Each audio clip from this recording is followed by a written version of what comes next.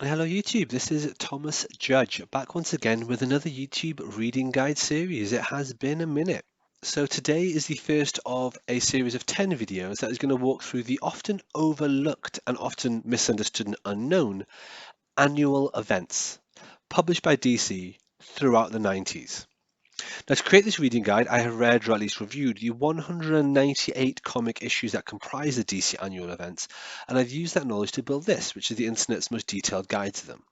There's not going to be a particular map or anything for this series of events because each of them is self-contained, and it's just a matter of providing an overview and a reading sequence of the issues in them. So before we start, what are the DC annual events? To answer that, we have to consider what an annual is and what an event is. I actually cover both of these terms in my vocabulary of comics video, which is about terms and definitions for reading comics and getting used to comics. And you can find that elsewhere on my channel on its own playlist. I will, however, give a brief recap here. So what is an annual? An annual is a single physical issue. Obviously, you can buy them digitally. And an ongoing series often only has one a year. Although sometimes it can have more than one a year, or sometimes it has none at all. But an annual is distinct because it's called an annual and it will be distinct to the normal numbering for that series. So whilst you might have a series that has issues 1 to 12 in a particular year, the annual will just be given the number 1, for example. So it'd be annual 1 for that year.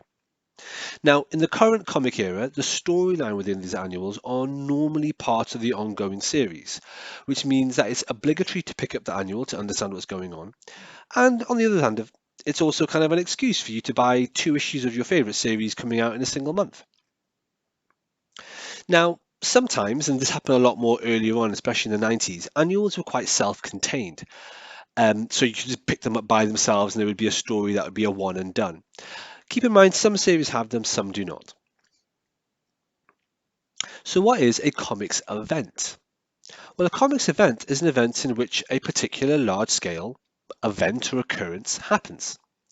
A comic event can span multiple issues and multiple different series. If it doesn't span multiple issues, it's just a one-shot or perhaps a graphic novel. If it does span multiple issues but it doesn't cross over between different series, then it's also not an event, it's just an implicit or an explicit story arc. Again, all these terms are discussed in more depth in that other video if you want more detail. However, if a comics event spans both multiple issues and crosses over different series, maybe has its own one-shots, etc., that is a comic event. Now, you can have line-wide events or universe-wide events, but let's not get into that for now.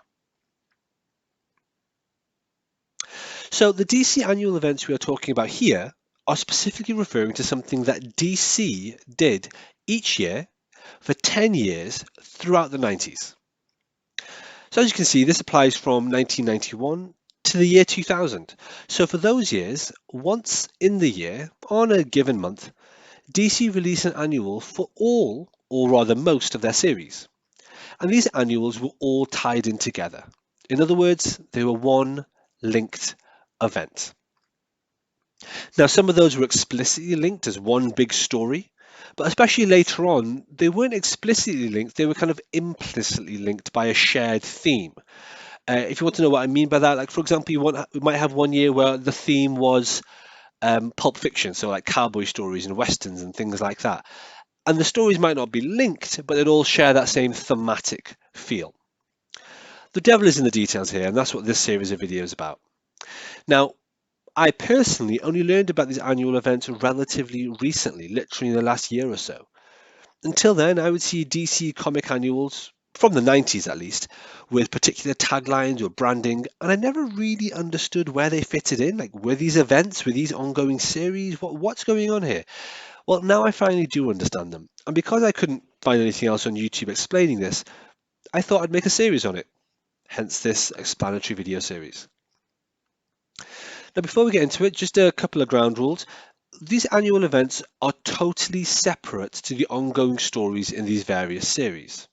It took me ages to realize this. It seems obvious now in retrospect, but it just took me ages to understand this. So, for example, the Batman annual from 1992 does not relate in any way to the Batman series. Instead, it relates exclusively to the Eclipso Darkness Within event, which is the 1992 annual event we'll cover next time, and it doesn't relate to anything else in the ongoing Batman series. It's weird to think about it like that, but that's how it is. What that means, in other words, if you want to skip these events, you completely can do that. That's absolutely fine. You don't have to have them at all. When they do have any wider impact on the DC stories outside these self contained events, I will point it out, but it doesn't often happen, to be honest. Secondly, and this is a bit of a confession, I'm not going to pretend that I have read every single issue here. Unlike most of my guides, where I make a very explicit point that I read every single issue myself before discussing it, unlike a lot of YouTube channels out there, in this case, I haven't done that. And that's because I've only read the issues from 1994 onwards.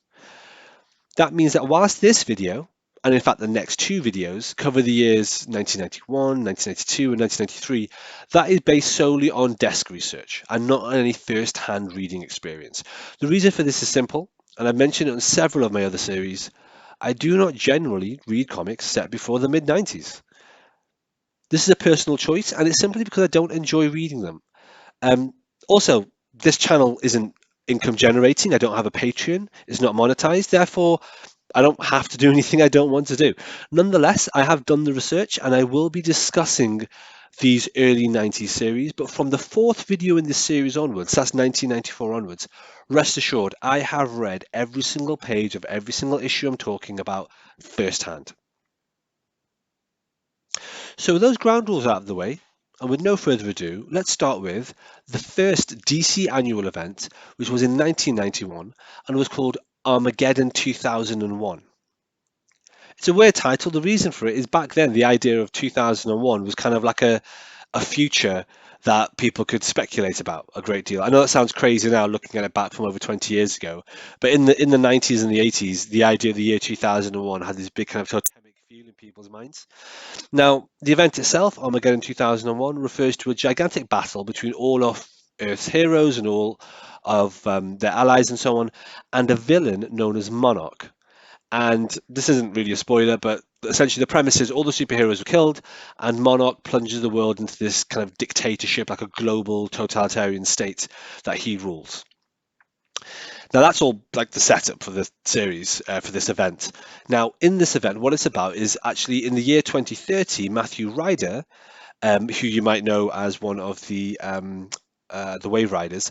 He's a scientist sent into the Time Stream as part of one of Monarch's experiments, and he basically develops time traveling powers and journeys into the past as Wave Rider to attempt to learn more about Monarch and especially learn what his identity is, which is like a big thing that they tease throughout this entire event. Now, during his time traveling journeys, Wave Rider gets a chance to investigate all the possible futures of basically every single superhero in the DC universe and looks at all the kind of alternate futures, alternate realities. So, in a way, I guess it could have been kind of interesting, but I frankly didn't feel like plowing through this kind of dated artwork and dated writing. What is important to note, and this does intersect with something that I read later, the character Monarch features heavily in the DC event Zero Hour, which was published in 1994. I'm going to be covering that event in a few months' time when I launch an in-depth series of every single DC event. And I've been prepping that series for quite some time. And when I do that video, I will mention this video and the Armageddon 2001 event. However, I will point out here, and I will no doubt point out there, is that to read Zero Hour, you don't need to read Armageddon 2001. I was fine without that. Let's look at the individual issues involved here. I'm going to rattle through them in the order in which you need to read them. We're just looking at the covers. So to start off with, we have Armageddon 2001 issue 1. This is the introductory one-shot, which kicks off the event. We then have Superman, annual 3, Batman, annual 15, Justice League of America, annual 5, Action Comics, annual 3, Flash, annual 4, Hawk World, annual 2, New Titans, annual 7, Detective Comics, annual 4, Adventures of Superman, annual 3, and Legion, or Legion, I suppose, annual 2, Hawk and Dove, annual 2, Justice League Europe, Annual 2, and then Armageddon 2001 issue 2. So this is a second one shot that kind of bookends this event. You have Armageddon 2001 issue 1 at the beginning, issue 2 at the end. One thing I will point out is that it'd be remiss of me not to point out Action Comics number 670, which isn't an annual. The reason I mention this is this actually has the branding from Armageddon 2001 as the event on the cover. This issue is not a part of that story directly, nor do you need to read this event to understand this issue, or vice versa. But it's just kind of something I'll just point out, so you can ignore this, but be aware the branding is on here. I wouldn't really recommend reading it because this issue ends on a cliffhanger that has an implicit arc with the next issue, which is actually not issue 671, it's actually Man of Steel issue 5. Let's stop there. The reason this seems complicated, and you can ignore me for now, is because reading Superman issues is a really complicated thing, and I'm releasing a comprehensive 12 video issue by issue reading guide for Superman relatively soon. Anyway, going back to the Armageddon event, you can see that DC Fandom lists them as follows. DC Fandom is a really useful website, and this is what they have as their page there. Some of these, and I'll show them for every single one of the videos in this series, but some of them are actually wrong. But most of them are generally correct. And it's a good place to start, or at least it was a good place for me to start. Ideally for you as a viewer, you would start with this video.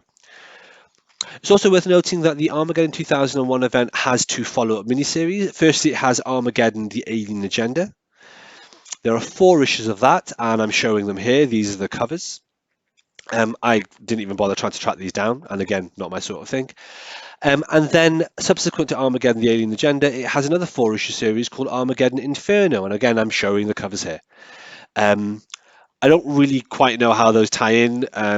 I haven't read this event myself. It doesn't really seem especially too interesting to me, but nonetheless, the reason I'm talking about it here is that what we want to cover are the DC annual events, and it would be remiss of me not to start at the beginning with the 1991 event that we've just talked about here. All right, hopefully that was helpful, and I'll catch you next time for 1992. All right, thanks for watching, everybody. As always, please like, comment, subscribe. As always, please follow me on Twitter at @IamThomasJudge, where I will post a daily review of whatever comics I've been reading. You can get an idea of what I'm up to on the channel. And as always, please support the channel by heading over to Amazon.com and checking out my prose novel about superheroes. It's a completely original piece of work. The first episode in it is called Arrivals, and the series as a whole is called No Gods or Kings. You can find an excerpt of that on my website, nogodsorkings.com. Until next time, everybody, stay classy.